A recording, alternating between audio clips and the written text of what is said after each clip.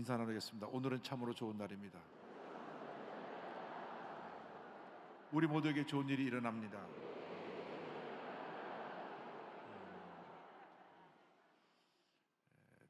추석 명절은 잘 새고 계십니까? 코로나 3년이 계속 진행되어 오면서 또 태풍도 불고 그래서 참 풍요로운 추석이라보다는 무언가 많이 부족한 추석 같은데, 그러나 우리 마음에는 주님의 은혜와 사랑이 있기 때문에 주님의 은혜로 풍성한 추석이 되기를 주님으로 축원합니다. 오늘 또 지방에서 예배를 드리시는 분들, 또 서울로 올라오시는 분들, 모든 주님의 귀한 백성들 위해 하나님의 크신 은혜와 축복이 넘쳐나기를 간절히 소원합니다. 우리가 예수 믿는다는 것은 얼마나 큰 축복인지 모릅니다. 첫째도 주님의 은혜고, 둘째도 주님의 은혜고, 마지막도 주님의 은혜입니다. 늘 주님의 은혜 감사하며 살아가는 여러분 모두가 되기를 바랍니다.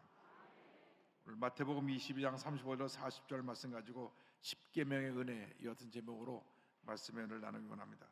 제목을 한번 크게 따라해 주시기 바랍니다. 십계명의 은혜,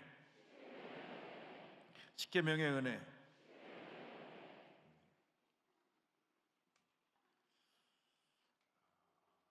이스라엘 민족이 소수 민족으로서 이스라엘 인구 전체가 900만 명밖에 안 되는데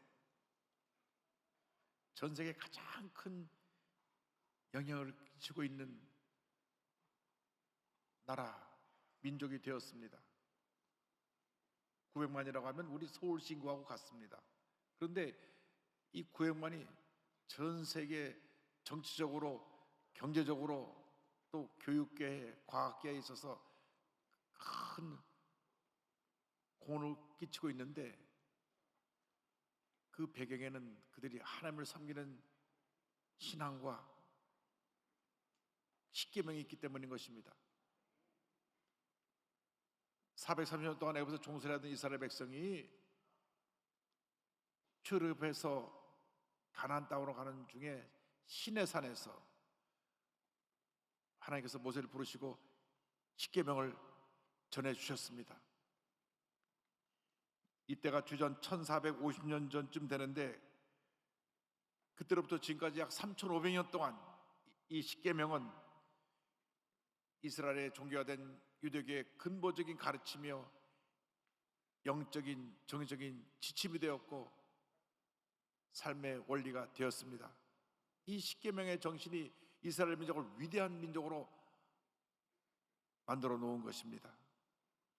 2000년 예수님 당시에는 이 십계명을 세분화해서 많은 조항을 추가해갖고 무려 613계명을 지켰습니다. 613이라고 하는 숫자는 십계명의 글자 수를 다 세어보니까 613 숫자가 나오니까 그것을 계명을 613개를 만들어서 365계명은 하지 말라, 248계명은 하라 해서 613계명을 만든 것입니다. 예수님 당시 랍비들이 모이면 이 613계명 중에 어떤 계명이 가장 크냐 자주 논쟁을 벌였습니다. 어느 날 율법학자가 한 사람 예수님께 나와서 예수님을 시험하여 물었습니다. 마태복음 26장 36절입니다. 선생님, 율법 중에서 어느 계명이 크니까? 이 많은 계명 가운데 어떤 계명이 가장 큰 계명입니까? 예수님께 물어보았습니다. 우리는 무엇보다도 먼저 이 계명의 근본 정신이 어디 있는가를 살펴보아야 하는 것입니다. 모든 계명의 근본 정신은 사랑입니다. 마태복음 22장 37절에 예수께서 이르시되 내 마음을 다하고 목숨을 다하고 뜻을 다하여 주 너희 하나님을 사랑하라 하셨으니 말씀하셨습니다. 하나님께서 죄 지은 사람을 벌주고 심판하기 위해서 계명을 만드신 것이 아니라 하나님을 사랑하는 법을 가르쳐 주기 위해서 계명을 만들어 놓으신 것입니다. 사람들이 만든 법은 사람들을 벌주고 심판하기 위해서, 죄진 붙잡아 감옥에 넣기 위해서 만든 법이지만은 하나님은 우리를 하나님을 바르게 사랑하고 하나님 뜻대로 살게 하기 위해서 이 계명을 만들어 주신 것입니다. 그런데 성경에 말하고 있는 사랑은 일반적인 우리 인간적인 사랑을 말하고 있는 것이 아닙니다. 하나님의 사랑은 차별이 없고 조건과 제약이 없는 무제한의 사랑, 베푸시는 사랑, 긍휼과 자비의 사랑, 곧 아가페 사랑을 의미합니다. 이상의 모든 문제가 사랑 결핍부터 생겨나고 있는 것입니다. 부부간의 문제, 부모 자식 간의 문제, 형제 간의 문제, 이웃 간의 문제, 나라 간의 문제, 그 우크라이나와 러시아의 전쟁의 문제, 이 모든 문제의 그 원인은 사랑 결핍에서 온 것입니다. 모든 다툼과 갈등이 사랑 결핍에서 생겨나게 되는 것입니다. 갈등과 다툼으로 깨어지고 상처 입은 이 사회를 우리가 예수 그리스도의 사랑을 두고 나가서 치료하고 용서와 화해로 다시 회복시키는 우리 모두가 되어야 할 것입니다. 예수님께서 이 깨어진 사랑을 회복시키기 위해서 십자가에 달리신 것입니다. 하나님과 인간 사이에 죄의 담이 세워져서 원수가 되었던 것을 예수님이 십자가에 달려 죽으심으로 그 담을 허무신 것입니다. 에베소 2장 14절 16절은 이같이 말씀합니다. 그는 우리의 화평이신지라 둘로 하나를 만드사 원수된 것 곧 중간에 막힌 담을 자기 육체로 허시고 또 십자가로 이 둘을 한 몸으로 하나님과 화목하게 하려 하심이라.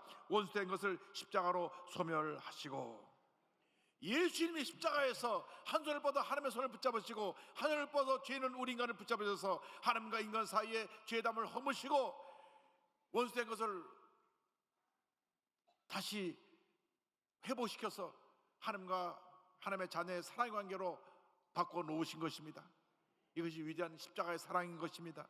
예수님의 십자가는 하나님의 사랑과 이웃 사랑의 완성체인 것입니다. 그러므로 우리가 이 세상 살아가는 동안 늘 주님의 십자가 사랑에 감사하며 하나님께 영광 돌리는 삶을 살아가는 우리 모두가 되어야 할 것입니다. 이 사랑의 대상이 바로 우리 하나님이십니다. 사랑 결핍으로 온 모든 문제를 해결하는 그 방법이 하나님을 사랑하는 데 있습니다. 우리가 하나님을 사랑할 때 하나님의 사랑이 우리 삶 가운데 임하여서 우리 삶의 모든 문제를 해결해 주는 것입니다. 우리 스스로의 힘으로 우리들의 문제를 해결할 수가 없습니다. 하나님의 사랑이 우리에게 임할 때 하나님의 사랑으로 말미암아 모든 문제를 해결해 나갈 수 있게 되는 것입니다. 지금도 유대교 회당에서 가정에서 예배를 드릴 때 하루에 2번씩 쉐마 이스라엘을 고백합니다. 이 쉐마 이스라엘이라고 하는 고백은 신명기 6장 5절의 고백인데, 이스라엘 어린이들이 태어나서 제일 먼저 배우는 말이 신명기 6장 4절 5절입니다. 쉐마 이스라엘 아도나 엘로헤이노 아도나이 에핫. 노래로 만들어서 그들이 늘 부릅니다. 쉐마 이스라엘 아도나이 엘로헤이누 아도나이 에핫. 그렇게 부릅니다. 그죠? 아침에도 부르고 낮에도 부르고 모일 때 부르고 또 절기 때 불러 부르고. 신명기 6장 4절 5절의 말씀입니다. 이스라엘아 들으라, 우리 하나님 야훼는 오직 유일한 야훼이시니 너희는 마음을 다하고 뜻을 다하고 힘을 다하여 내 하나님 야훼를 사랑하라. 이것이 십계명의 근본 정신이고 이것이 이스라엘 민족의 신앙의 핵심이었습니다. 이 신앙을 가지고 저들이 그 많은 어려움을 이겨내고 오늘 위대한 이스라엘을 만들어낸 것입니다. 하나님 외에 우리에게 사랑의 대상이 없습니다. 진정한 신은 하나님 한 분뿐이고 온천에 우리가 믿고 섬길 유일하신 하나님은 우리 하나님 한 분밖에 없다는 것을 우리가 믿고 고백해야 되는 것입니다. 하나님을 뜨겁게 사랑하는 여러분 모두가 되기를 주님의 이름으로 축원합니다. 성경은 하나님을 사랑하는 방법에 대해서 이와 같이 말씀해 주고 있습니다. 마태복음 22장 30절에 주님 말씀하셨습니다. 예수께서 이르시되 내 마음을 다하고 목숨을 다하고 뜻을 다하여 주 너희 하나님을 사랑하라 하셨으니, 하나님을 사랑하되 형식적으로 의식적으로 사랑하는 것이 아니라 온 몸과 마음을 다하여 주님을 사랑해야 하는 것입니다. 마음을 다하고 목숨을 다하고 뜻을 다하여 주 너희 하나님을 사랑하라고 성경은 말씀하고 있습니다. 하나님의 그 어떤 것보다 어떤 것도 하나님보다 더 사랑하면 안 됩니다. 그래서 십계명 제1계명이 이와 같습니다. 출애굽기 20장 3절 보니까 너는 나 외에는 다른 신들을 내게 두지 말라. 주님 명령하신 것입니다. 나 외에는 다른 신들을 두지 말라. 제가 일본에서 2년 반 사역을 했는데 일본에 800만 신이 있다고 합니다. 800만. 그 숫자가 어디서 나왔는지 모르겠어요. 800만 신이 있다고 하는데 보통 한 집에서 몇 개씩 다른 종류의 신들을 섬깁니다. 사카다라고 일본 농촌 시골에 교회가 하나 서서 가서 예배 드리러 갔는데 그 농촌 시골에 시집온 우리 믿음의 한국 여성이 그 농촌을 변화시켜서 교회를 세웠습니다. 남편이 대대로 농사 짓는 분인데 부인 때문에 예수를 믿긴 믿는데 그 신앙이 깊이 들어간 것 같지는 않았습니다. 그 집 신방을 갔는데 집 입구부터 저 안에까지 쫙 신들이 걸려 있는데 쉬어보니까 27개가 걸려 있어요. 그 남편이 지금도 아침에 일어나면 1번부터 27까지 맨 마지막에 십자가를 걸어놓더라고요. 걸어놨는데 27편 신한테 다 빈답니다. 하나님만이 유일한 신이라 그래도 어떤 신이든 복 주시기만 하면 된다고 하나도 맞으면 되니까 하면서 27신을 섬긴다고 하는 얘기를 들으면서 그렇게 많은 신들이 일본에 있는 것을 보고 참 일본이 복음을 전하기 어려운 곳이구나 라는 생각을 했습니다. 하나님도 감이고 그 음식점에서 복 준다고 하는 고양이 이렇게 하는 고양이도 감이고 그 내꼬감이 매상을 올려주는 신이라는 거죠. 그래서 뭐 얼마나 신이 많은지 일본이 그 정도인데 인도 가면 더합니다. 힌두교를 섬기는 인도에는 신이 3억 3천만. 그런데요 그들이 소를 신으로 섬깁니다. 소를. 근데 소 한 마리에 신이 3,300만 마리가 들어가 있답니다. 마리가 아니라 3,300만 신이 들어가 있대 한 마리에. 그리고 그런데 그들이 소똥에도 신이 들어가 있답니다. 우리는 웃지만 그분들은 정말 자기들의 모든 제사의식을 지낼 때 신성한 소를 가져가서 그 앞에 소똥이 나오기만을 기다립니다. 똥을 싸먹은 걸 잘 가져가 가지고 그걸 소똥을 말려 가지고 제사상에 올려놓고 거기 신이 들어있으니까 그렇게 우상을 섬깁니다. 그래서 인도에서 사람을 치면은 큰 문제가 안 되는데 소를 치면 도망가야 된답니다. 신을 쳤기 때문에. 그만큼 사람들이 어리석어서 많은 신을 섬기고 있습니다. 이 모든 것이 잘못된 것입니다. 나 외에 다른 신을 두지 말라. 주님 명령하셨습니다. 두 번째 계명은 너 자신을 위해서 우상을 만들지 말라고 하는 것입니다. 출애굽기 20장 4절로 줍니다. 너를 위하여 새긴 우상을 만들지 말고 또 위로 하늘에 있는 것이나 아래로 땅에 있는 것이나 땅 아래 물속에 있는 것에 어떤 형상도 만들지 말며 그것들에게 절하지 말며 그것들을 섬기지 말라. 너 자신을 위해서 어떤 우상을 만들거나 섬기면 안 된다고 주님 명령하셨습니다. 우상은 자기 자신을 위하는 것입니다.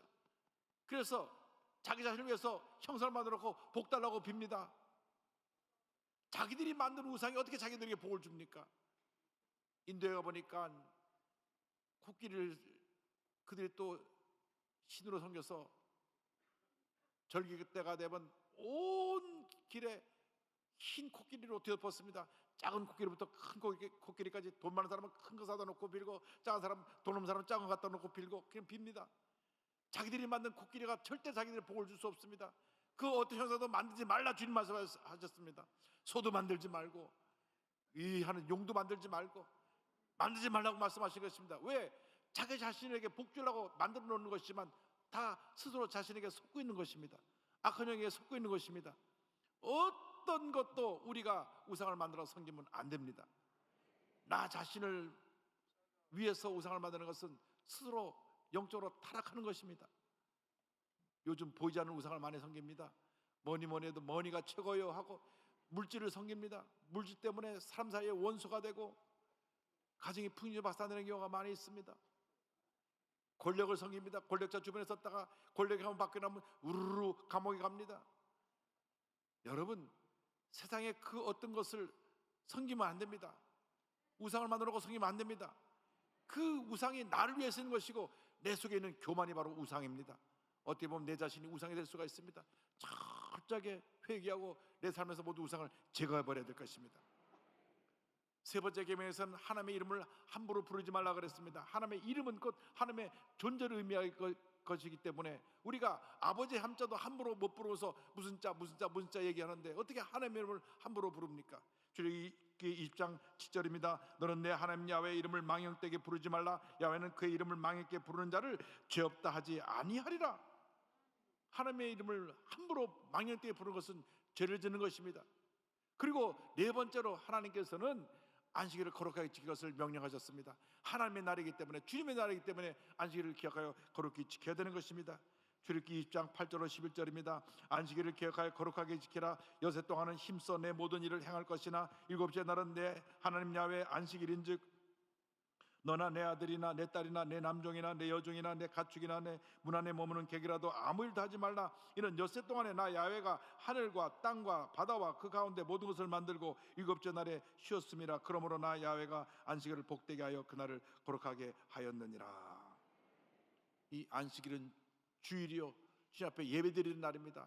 처음에 선교 사람들이 한국에 와 보니까 한국 사람들이 너무나 그냥 술을 좋아해서 농사만 끝나고 나면 큰 독에다 막걸리 담아놓고 온 동네 사람 모여서 그저 매일같이 밤마다 모여 술 먹고 취해서 비틀거리는 것을 보면서 야, 이 술이 조선을 망하게 하겠구나.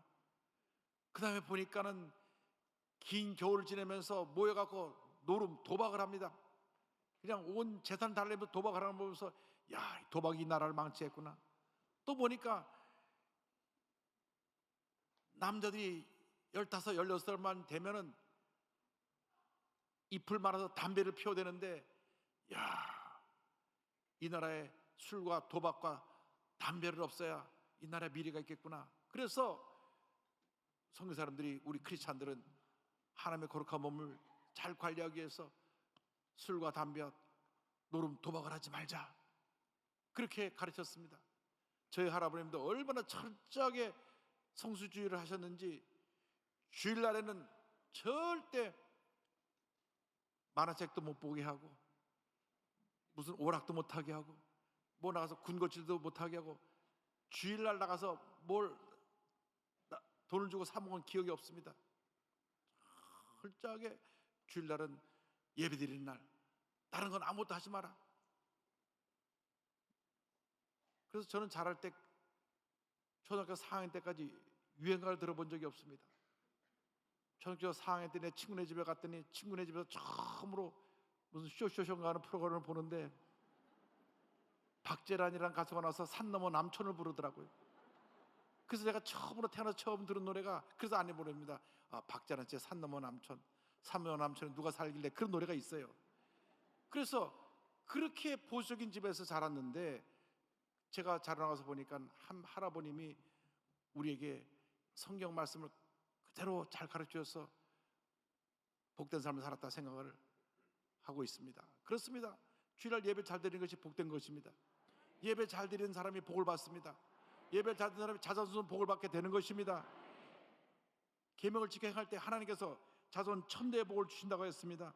출애굽기 20장 6절입니다. 나를 사랑하고 내 계명을 지키는 자에게는 천대까지 은혜를 베푸느니라. 할렐루야. 하나님을 뜨겁게 사랑하시기 바랍니다. 다윗의 고백을 기억하십시오. 시편 18편 1절입니다. 나의 힘이신 자여 내가 주를 사랑하나이다. 그는 이어서 이와 같이 고백합니다. 2절에 야훼는 나의 반석이시오 나의 요새시오 나를 건지시는 이시오 나의 하나님이시오 내가 그 안에 피할 나의 바위시오 나의 방패시오 나의 구원의 뿌리시오 나의 산성이시로다. 아멘. 그는 믿음으로 고백했습니다. 하나님이 나의 모든 것 되십니다. 그의 말년에 그 일생을 돌아보면서 그는 고백합니다. 야훼는 나의 목자시니 내게 부족함이 없으리로다.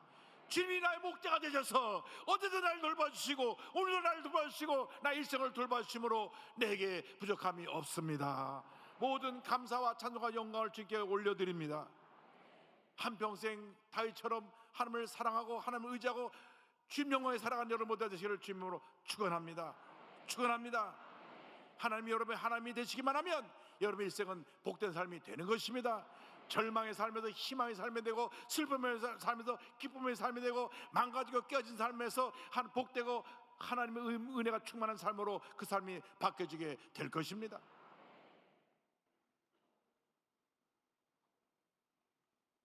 앞을 보지 못하는 상태로 태어난 한 시각장애인 자매가 예수 잘 믿는 가정에 들어와서 인생이 변화된 은혜로운 간증이 있습니다. 이제 오늘 헌금할 때 우리 유예은 양이 연주를 할 터인데 태어날 때부터 안곡 없이 태어나서 앞을 보지 못합니다. 그런데 한 번 들은 노래는 그냥 듣고 그대로 칠 수 있는 절대 음감을 가진 그런 재능을 하나님이 주셨습니다. 유예은 자매의 아버지 유장주 씨는 전동 휠체어를 타는 중증 장애인입니다.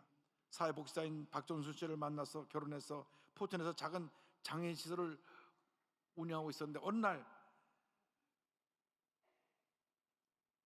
시각장애에 있는 한 어린아이를 갓난아기를 문 앞에 두고 와서 그 아이를 자녀로 입양을 했습니다. 그리고 유예은, 예수님의 은혜라는 이름으로 유예은이라는 이름을 지어주었고 그 아이를 기르는데 그 어머니 박정수 씨는 아이를 낳아본 경험도 없고 태교도 해보지 않아서 아이를 어떻게 키워야 될지 막막했지만은 늘 기도하면서 낮에는 성경과 동화를 들려주고 저녁에는 찬양을, 잠이 들 때는 잔잔한 클래식을 들려주었습니다. 아픔 보지 못해도 늘 대하면서 예은이는 소중한 하나님의 딸이고 우리들의 귀한 선물이야, 늘 긍정적인 메시지를 전해주었습니다. 유예은 자매도 자라면서 못해요, 아니요가 아니라 내가 할래요, 나도 할 수 있어요 라고 하는 긍정적인 아이로 자라났습니다. 유예은 자매가 3살 때 어머니가 부르는 노래를 듣고 집에 있는 중고 피아노를 음을 그대로 쳐서 가정을 깜짝 놀라게 했습니다. 집안 형편이 어려웠지만 몇 번 피아노 레슨을 받게 해주었고 동네에서 천재 모차르트로 소문이 나면서 5살 때인 2007년도에 SBS 스타킹이라는 프로그램에 출연해서 그 이름이 알려지게 됐습니다. 선천적으로 안고 없이 태어나 악보는 물론 음표도 보지 못하지만 피아노를 연주할 때마다 수많은 사람에게 큰 감동을 주었습니다. 유예은 자매와 부모님의 감동적인 이야기가 2015년 9월 다큐멘터리로 만들어져서 기적의 피아노를이라는 영화로 만들어 소개도 되었습니다. 작곡 전공자의 꿈을 키웠지만은 시각장애를 안고 있어서 악보를 그리는 게 어려워 포기하고 이제 음대에 지원을 했는데 하나님께서 문을 열어주셔서 2021년 11월에 한세대학교에 입학을 하게 되었습니다. 할렐루야.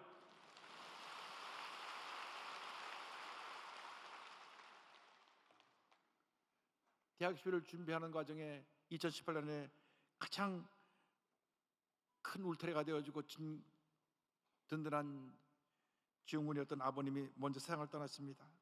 그래서 참 어려운 형편의 대학 준비를 하기도 어려웠지만은 이렇게 하나님께서 길을 열어줘서 한세대학에 들어와서 이제 공부를 하게 되었으니까 하나님께서 그 앞길에 큰 은혜와 축복을 내려줄 것을 믿습니다. 이와 같이 고백을 합니다. 앞으로 힘든 이들에게 희망을 주는 연주자가 되고 싶어요.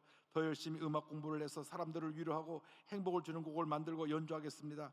아무리 어려운 상황 앞에 놓였더라도 포기하지 말고 꿈을 향해 달려갔으면 좋겠습니다. 이와 같이 긍정적인 꿈을 꾸는 귀한 자매로 하나님께서 오늘까지 그 삶을 인도해 주셨습니다. 하나님을 믿고 의지하기만 하면 기적은 일어나는 것입니다. 하나님의 은혜가 넘쳐나게 되는 것입니다.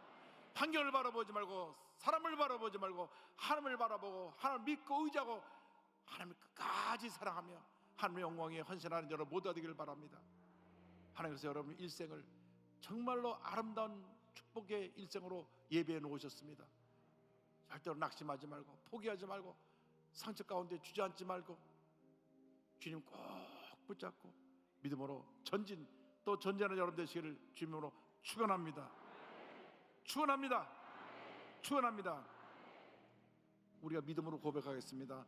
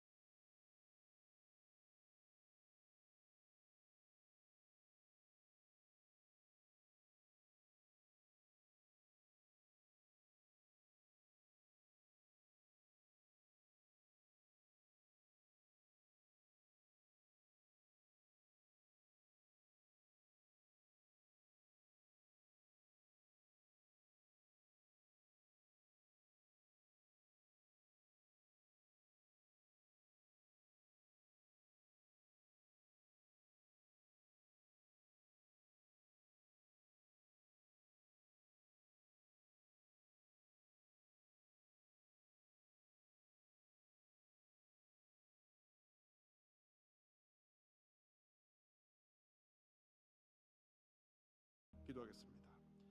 사랑과 은혜와 자비가 무하신 하나님 아버지, 오 신실하신 나의 주님이 날 이렇게 사랑하시고 날 붙드셔서 오늘 여기까지 인도하신 은혜를 감사합니다.